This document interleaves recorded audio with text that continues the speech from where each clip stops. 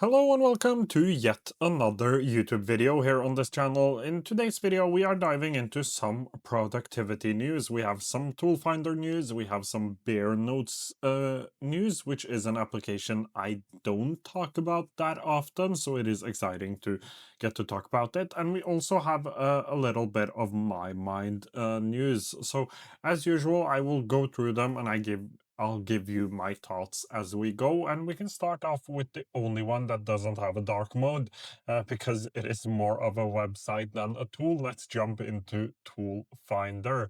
So Toolfinder just recently released something they call stacks. If you're new to Toolfinder, this is a place to find productivity tools. Like most of the time when I look for new tools to review, I use this and I find applications here, which I then make videos on later. This is a fun place to like look for new tools.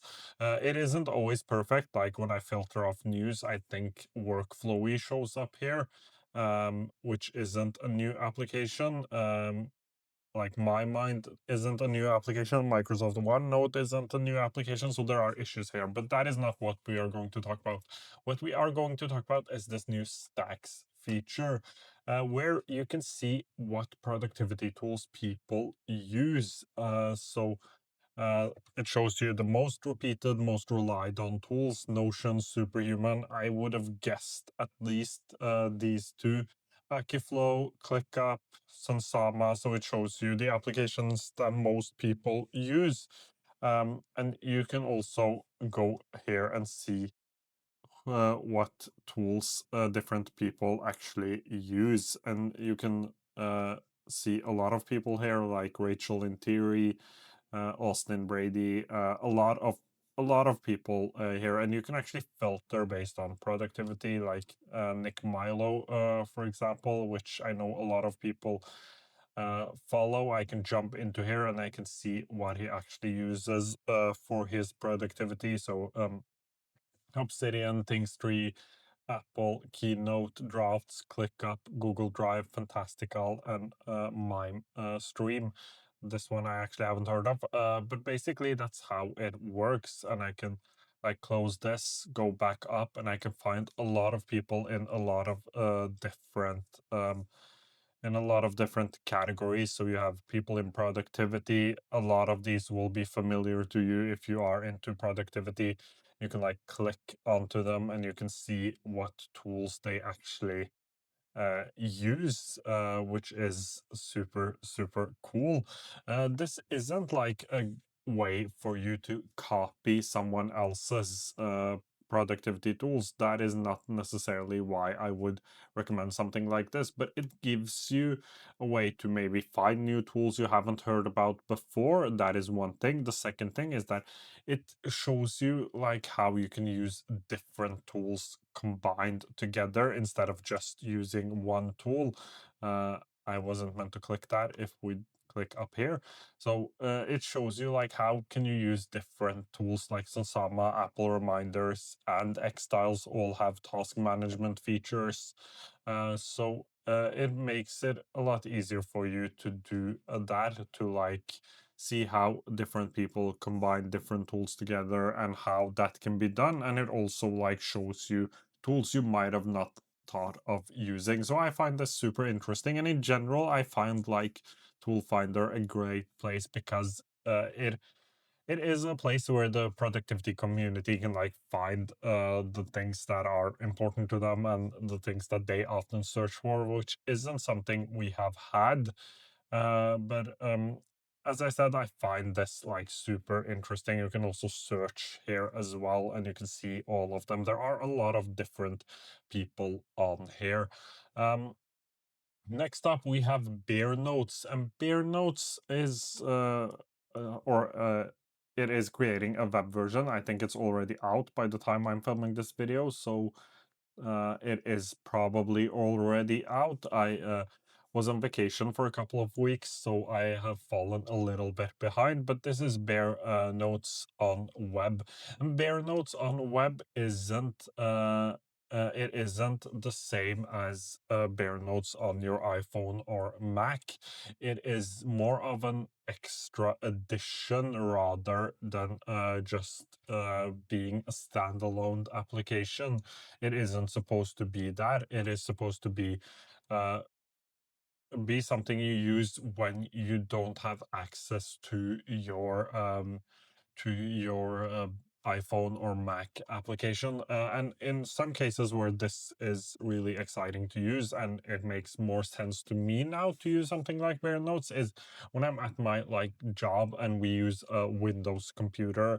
So I need web versions in order for me to find my notes because we can't just download applications on our work devices. And I know that a lot of people have exactly the same problem. And I don't necessarily need a lot of things in order for a web version to work for me. I just need a couple of like easy features or less advanced features, like being able to edit a note or add something to a note or create a new note. You don't need like all of the advanced features that a note-taking application offers. So I think this is the right approach for something like Bare Notes. It is currently in public beta, so things will improve. A Bare Pro subscription is not required to access the Bare Web public beta. However, it is required to sync your notes with the native Bare apps and will require you to access Bare Web once it's out of beta. So currently free, it won't be free in the future. Again, makes sense. Mm, and advanced data protection must be turned off to use Bare Web due to Apple's restrictions. So I think that like covers my initial thoughts on this. I think it is super exciting to have web versions, and I think web versions will just continue to uh, become more important and more popular. I think more and more applications will add web versions. Last one is Mymind, and this one is really fun. So we previously had the ability to add books and stuff like that into Mymind, and now we can click to say that it is already read. So if we ever finish a book, we can press it's already read. There is a button here, I've read this book. And as you can see, this gives you the ability to use MyMind more as a reading list. And according to the team at MyMind, this is also coming for articles. It is already, I think it's already out for movies, articles, TV shows. And they are also planning to filter books and articles by whether or not we have read it. So it is a really cool feature, and it also helps with uh, given the fact that like Pocket shut down and people are looking for new Read It Later applications. A lot of people went to things like Matter and also Readwise Reader, but I think MyMind also is a great option, especially with this new feature right here.